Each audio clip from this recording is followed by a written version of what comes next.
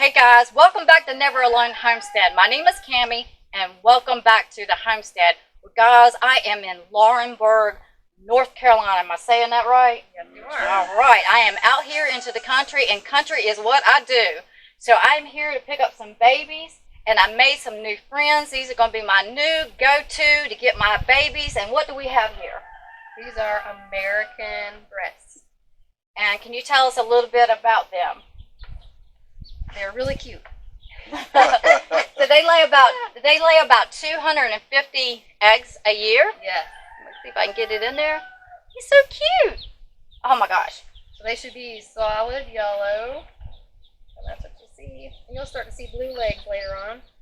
So American Bresse, they're originally from France.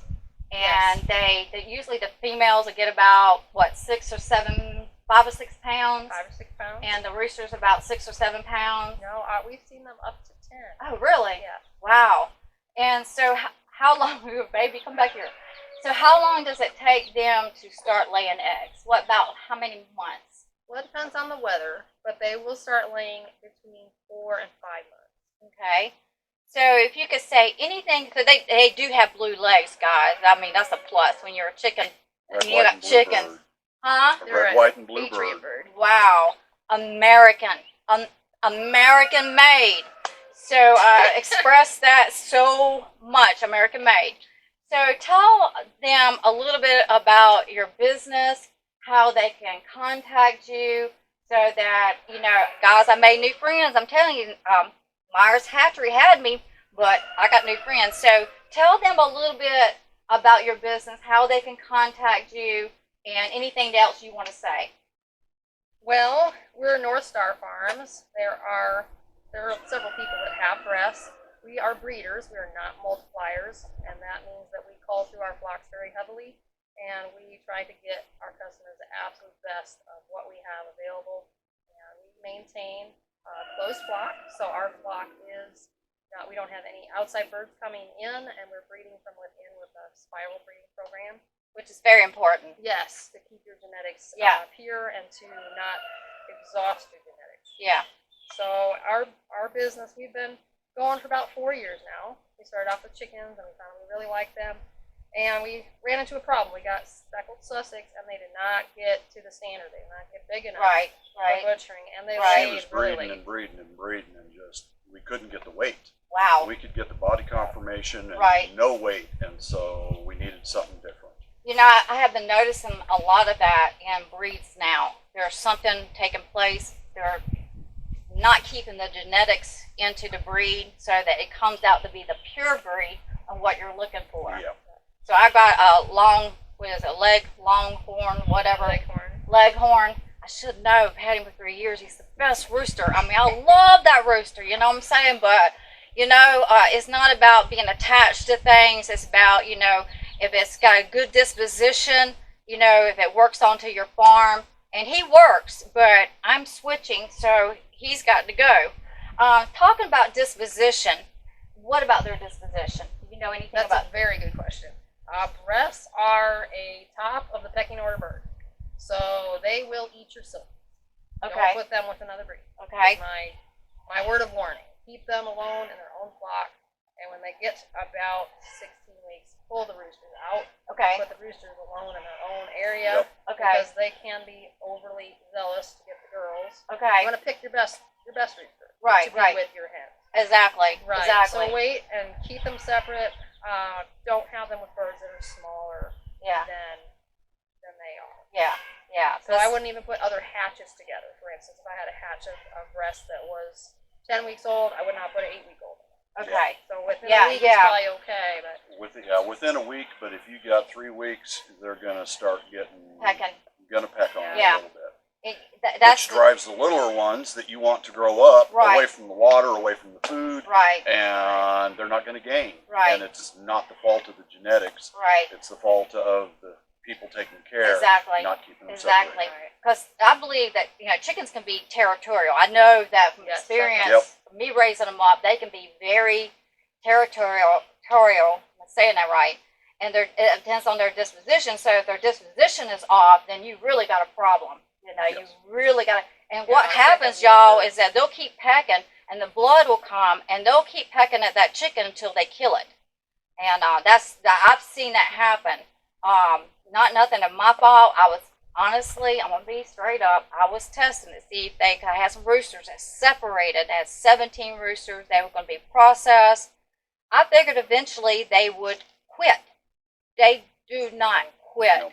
They will keep on until they killed that that hen or that rooster. So if you ever see one start picking on the other one, separate them. Go ahead and separate them because they're not gonna stop.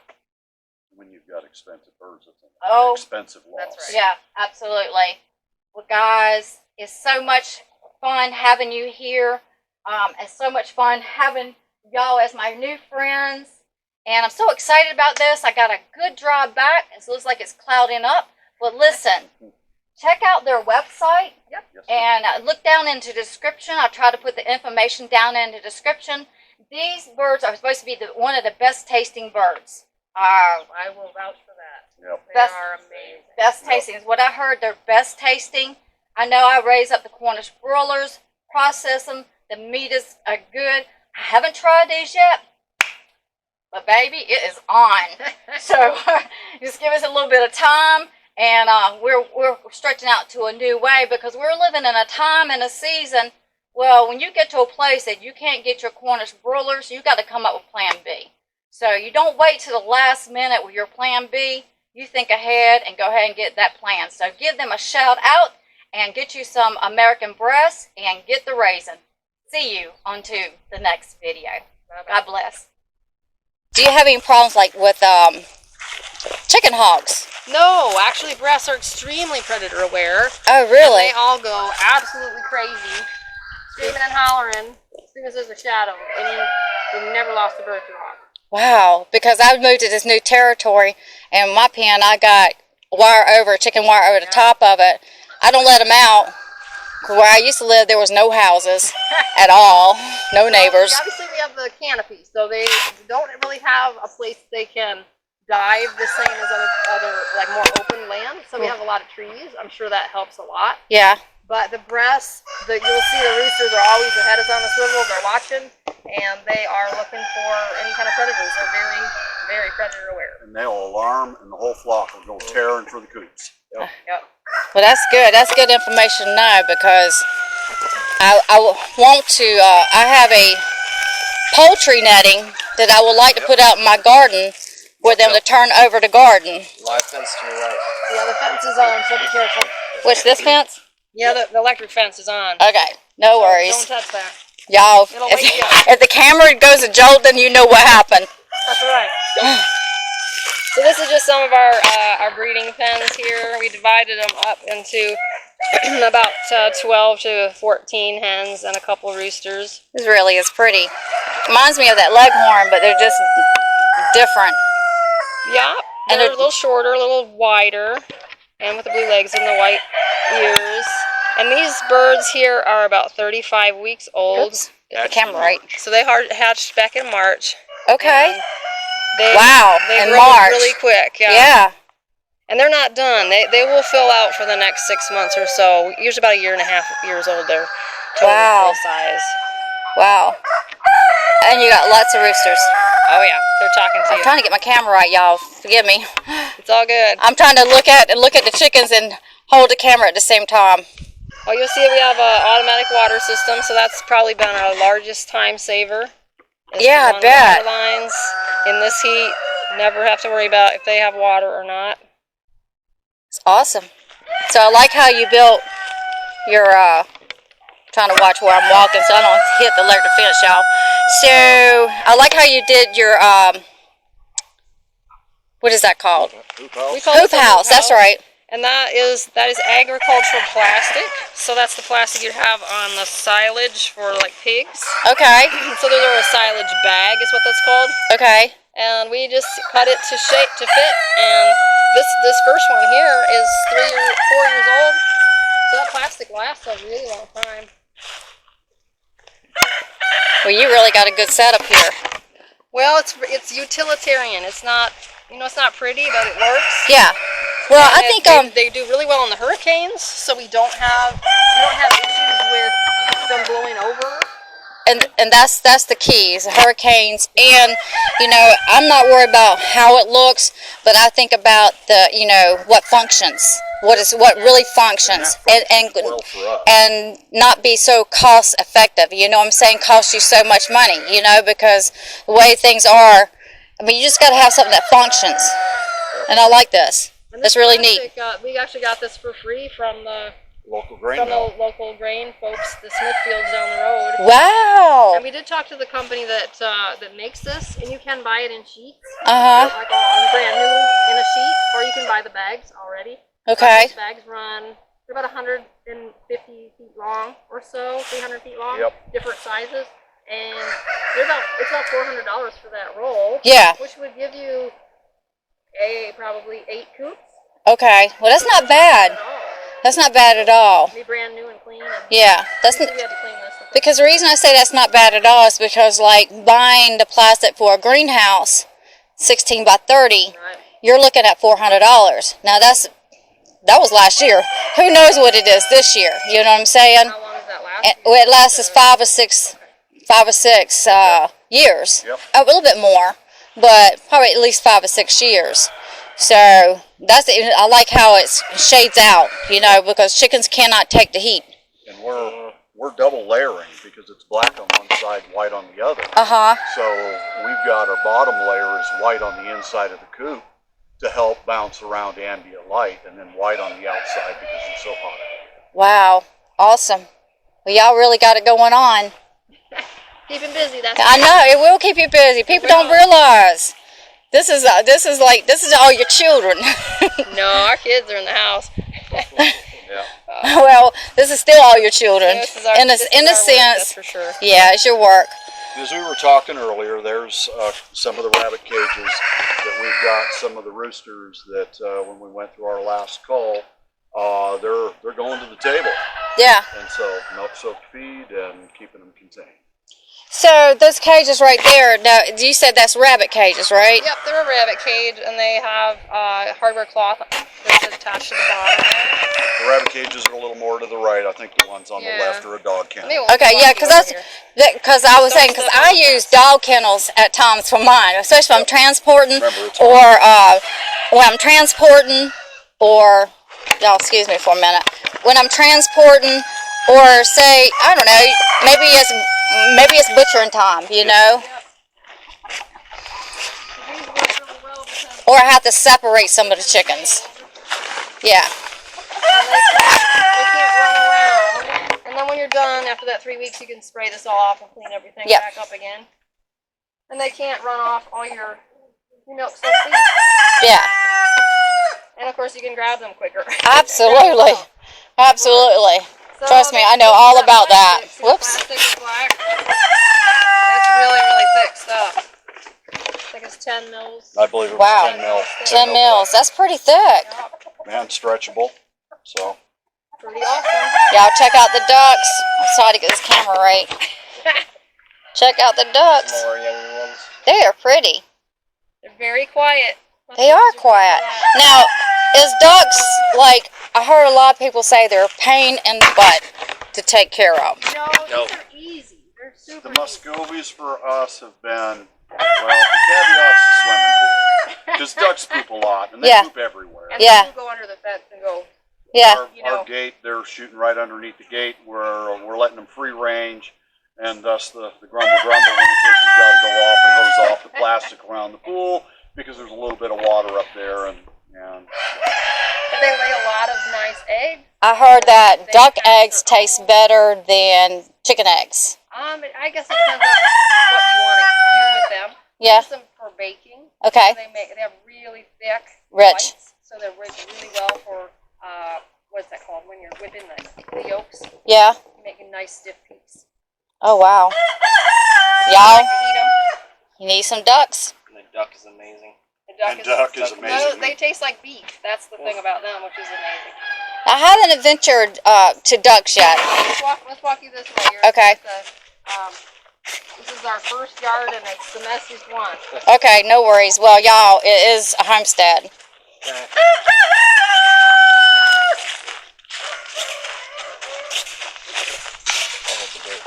Okay. So this is where we bring our grow outs Okay. at first. Is when we bring them out of the brooders, we button up the end of the coop and put in the heat lamps. And as they get older, we open up the coop. They can come into the run. We're running our first generation nipple water in here with a bunch of nipples. Then over later we've got other nipple systems. But anyway. How well did they take off to those nipples system there? Really well. Really? Really well. As young, they see the red, and the brave one goes and attacks it, and oh, there was water. There. And then, ta-da, we transition them in about a day. Wow. Now, the old birds, all we've had to do with the old birds is just capture one, take it over to the nipple water, and basically bounce its beak on the steel rod on the end of the nipple a few times until it realizes there's water there, and then it's coming back for water. And pretty soon, it's showing all the other birds that there's water there, and in about 2 days to 3 days, we're pulling the water dishes out because the whole flock is on the nipple water. Wow, a lot easier. And maintenance has been chopped because you're not dragging around garden hoses, filling up dog food dishes. You're not having to spend the time rinsing out the dog food dishes. They're standing on the edge of it, doing their business. And so with the nipple system, it's clean water. I haven't ventured. I've thought about that. I've been looking at those nipples. You know, I see them for sale. I've been thinking about it. I just haven't got there yet. Mainly because I moved, and when you move a homestead, it's not your normal moving a household. It's totally 100% different. It's different. I would advise staying away from drilling a pipe. It is way better to go to Amazon, get a whole bag of nipples, and buy the T-fittings that are threaded for the nipples. There's a T-fittings there for the nipples. Yeah. We have had a lot of issues with leakage where we've tapped pipes and just threaded the nipple water into the pipe and having flooding, constant dripping. When you're using the fittings, way less man-time. Wow. Way less man-time. Wow. You do know that with the nipple water system, though, that when you fix one thing, you break something else. There's always a trade-off, right? Yeah, yeah.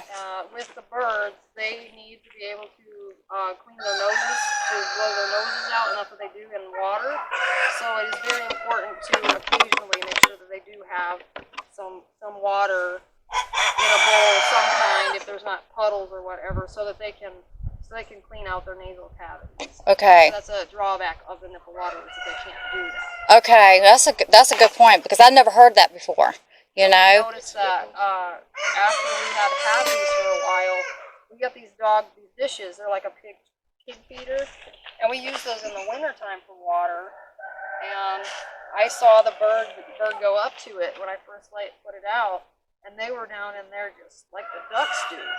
I thought, oh my goodness. And I checked some of the other birds, and sure enough, it was like crusted totally.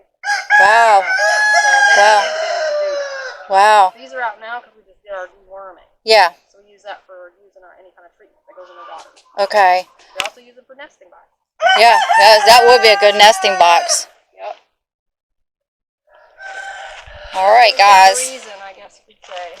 I guess with them, digging around in the dirt, bugs or whatever, they just get.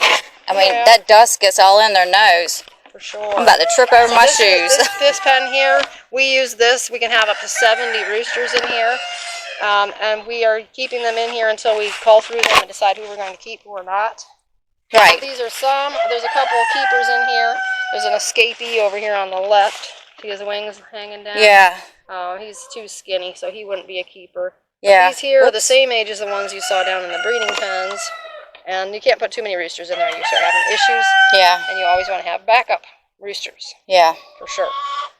Here's a close-up of our coops. Isn't it aggravating to have a escapee chicken? Oh, it's common around here.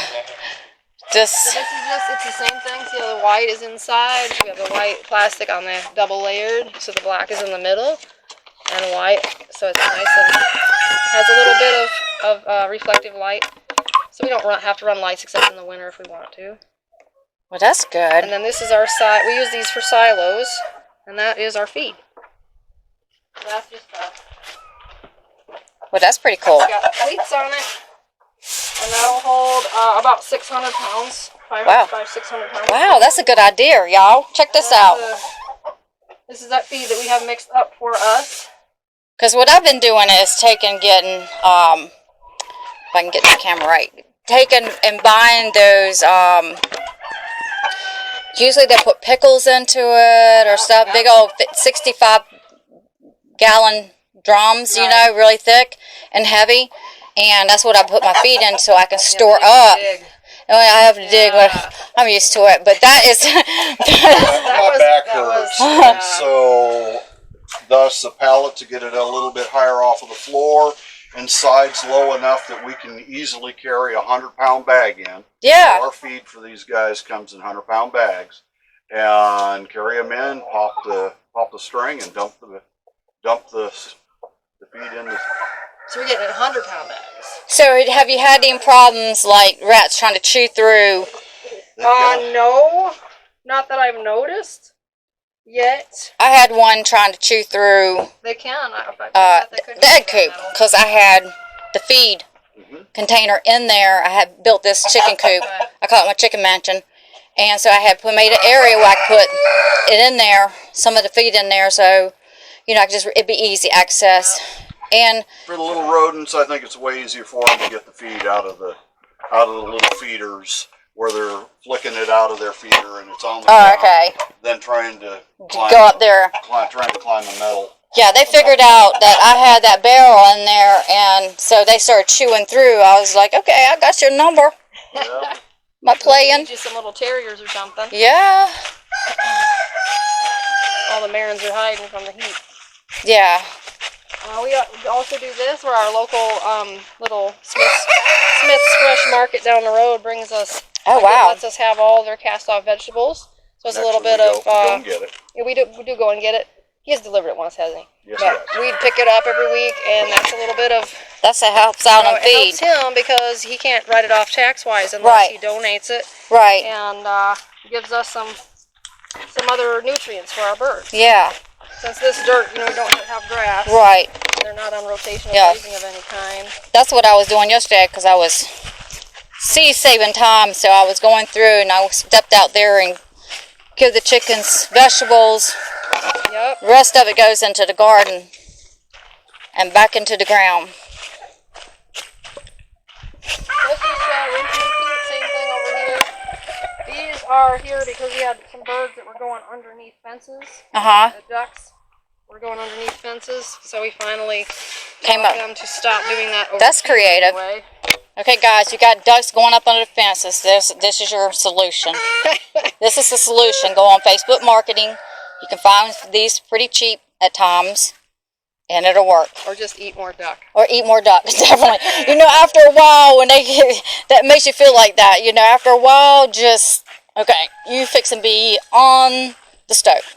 Yep, exactly. And I know some of y'all listening to this probably don't like that, but homesteading is a way of life. So here's the inside of this. This is important. It has a flow valve from a toilet. Let's see if I can get up here. I'm short. Can you see that? So that's how it's automatic. That's pretty cool. So it automatically fills. That is awesome. So we're running a splitter, so we've got a garden hose, so we've got one automatic, totally automatic system off of each 4x4 post with the splitter running a garden hose to be able to hit our other 2 5-gallon pails.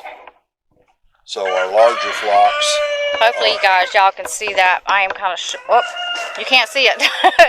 Now you can see it. I hope you'll get enough of it. It's pretty simple. Yeah. Yep. Yeah. Anybody that's handy will be able to figure it out. If you can put one of those in the back of a toilet, you can do that. Really. Just need a hole saw. I know. Drill a hole in it, a couple bulkhead fittings, and you're done. Well, that's pretty neat, though. I have to give it to that because, sometimes when you got a lot going on, and then you look and everything needs to be watered. You don't stay up on top of it. And at the time, I was working full time, so it was Jen that was doing all Yeah. the feeding. all of the watering. Yeah. And I It's a come home on job. the weekend, Yeah. And she's out there for 45 minutes Yeah. to an hour and a half dragging a garden hose Yeah. around. I'm going, no, that's got to stop. Yeah. That's just too much work. Yeah. So, thus came up with the nipple system, or I should say, we found out about the nipple system, and then it's been a work in progress. Wow. And like I said, the last find was we really need to be buying the tees that are threaded for the nipples. Yeah. Because here again is a case where you can see a nipple dripping right there because the O-ring's bad going to the pipe. Well. That, and you need it to be scalable. As soon as you have, you spend 45 minutes on, say, 70 birds, and then you want to upscale to 150, 200 birds, 300 birds, you're talking 3-4 hours just to Yeah. give them water. No, Yeah. no. Yeah. No. Yeah, that's a lot of work. I have to agree with that. This is my brother Ben. He's our big helper.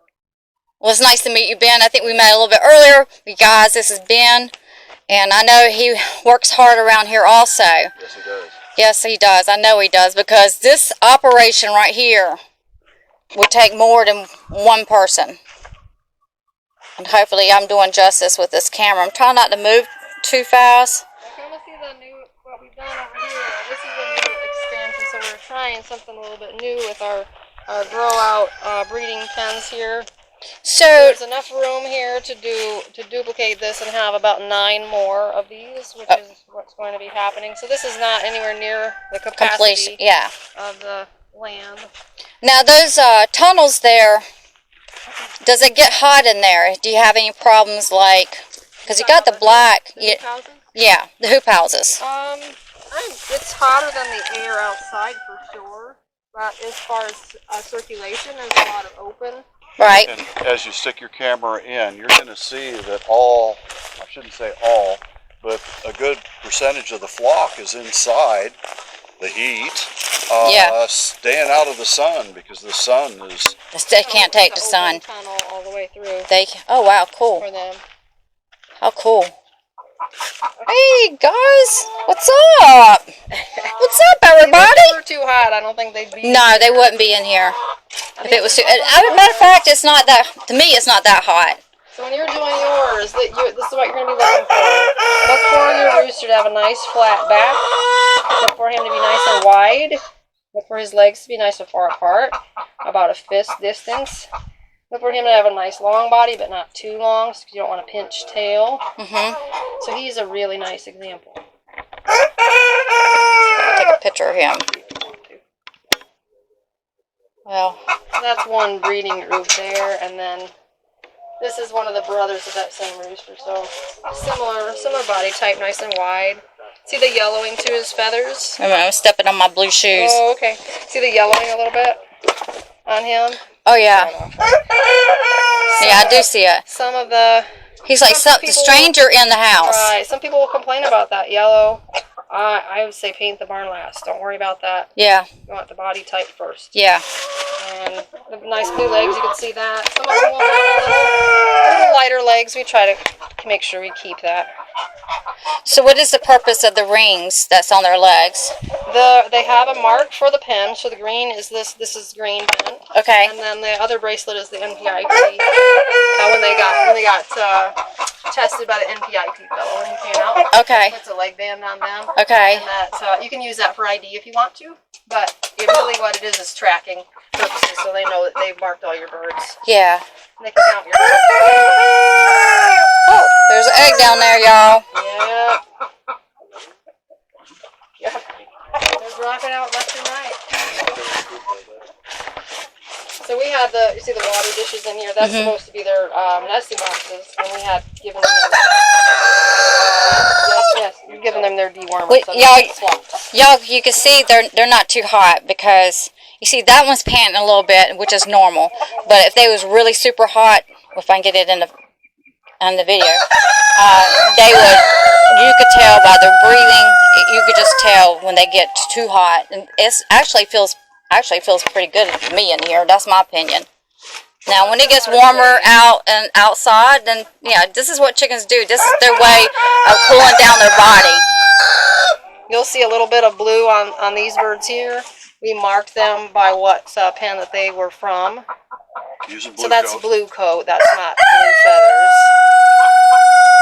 So they had a little dab of blue coat on one shoulder, just to mark them before we moved them in here.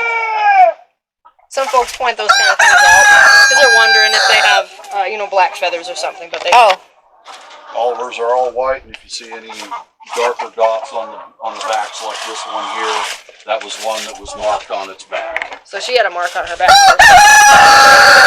Oh my goodness! I told you they were loud. She had a mark on her back for pen 2. These had a mark on one wing, on the left wing. Interesting. So that's how we were keeping visual track of them, because we could see them across the. You know, But like you said, if they was too hot, they wouldn't even be in here. no, not at all. And it's quite nice. To me, it's like sitting up under a shade tree. Yep. And it's the sun. Because like my coop, the sun is really nice. Because like my coop, when I build it up like it's got legs up, so they go up under. They go up under it when it gets. They're in shade, but they go up under it to get out of the rain or, you know, get in the shade more so, or just their hangout area. They just love it. Or they find a wet spot and go rolling in the dirt. Yeah, And real clean. yeah, mine's doing that. Yeah. Well, mine was in transition. That's right. I had to put them into You can go this way. the dog kennel, which had cement. And the first thing he did, you think they would be looking for, you know, eating the grass and da-da-da. No, they get down in the dirt and start taking what I call a dust bath. Yep. You know, they couldn't wait. You know, gotta get a bath, gotta get a bath. I can't take it anymore. Come on around this way. It's a shortcut back to where we were. Fewer gates.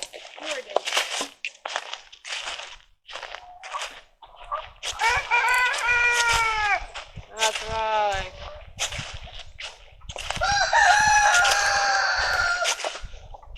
So Yeah, you see with the roosters, they have a nice flat. The back is flat, horizontal to the ground. They're nice and wide body. Do you know what I mean by a pinched tail? Do you know what that means? I'm not sure. Explain that to me. Let me see one that's a little more. See this hen right here? Separate her out. Want me to grab her? No, I'm just letting her walk. See this one right there? Right there. See how her tail, the top of her tail is closed in? Yeah. Whoops. So with a pinched tail, it'll actually be like this guy right here a little more. That rooster that just walked past. He's not supposed to be in here. I can't get my camera right now. It's okay. Sorry. Basically what it means is that their tail, instead of being from the back of the rooster, or the back of the bird being open like this, so when you're looking at the back, we're looking at their butt, being open, the pinched tail will be really pinched, will be really, just like it sounds, be squished together. And what that is they don't have enough shape on their back to have open. Oh, okay. You can feel that when you feel their pelvic bones. Yeah. In between their pin bones and that. Yeah. Stuff, and you'll know that they just don't have enough room to produce. Wow. They'll still lay eggs away, but there's a possibility that you could have some egg-bound hens or Yeah. some bad things. Some bad It things. doesn't look good either. Yeah. So you Gosh. can see it really easily. This is very informational, y'all. Give us a thumbs up on this video. If you got any comments or questions, you know, share this video, help other people, you know, get this information, because there's some vital information that I'm sure, I mean, I've learned something other. I've had chickens all my life. So, hey, share this video, give us a thumbs up, you know, leave a comment. If you got any comment for them, I will get the comment to them, and they'll get right back with you. Okay, guys, thank you so much once again. And tell us the name of your I want to say company. Well, it is a company. It is. But our It is farm is now. North Star Farm. North Star Farms. Yes. Yep. And guys, it's not like they're not popular. They are popular. Because, hey, I got up with them. All right. See you on to the next video. Don't forget to give us a thumbs up. They can hear you. They gave you a thumbs up. They're giving us a thumbs up. Thumbs up. Thumbs up, everybody. See this hen here? Look at her back. See how her back is wide at the tail? Mm-hmm. So the feathers go like this and move up. Yeah. pinch-tail, the feathers come down and they literally like squinch. So just so you can see it. Oh yeah. From the top, see how it's all open? Yeah. And her tail is all open all the way to her back. I don't think she likes anybody looking at her back end. There she goes. There you go. There you go. She's showing off for you now. Showing off. You got your foot wow. here. Let me get your foot. You're gonna be tripped. Your Thank Smurfy you. foot. You're welcome. Okay, guys. See you on the next video. Now the chickens gave us a thumbs up. Give us a thumbs up also.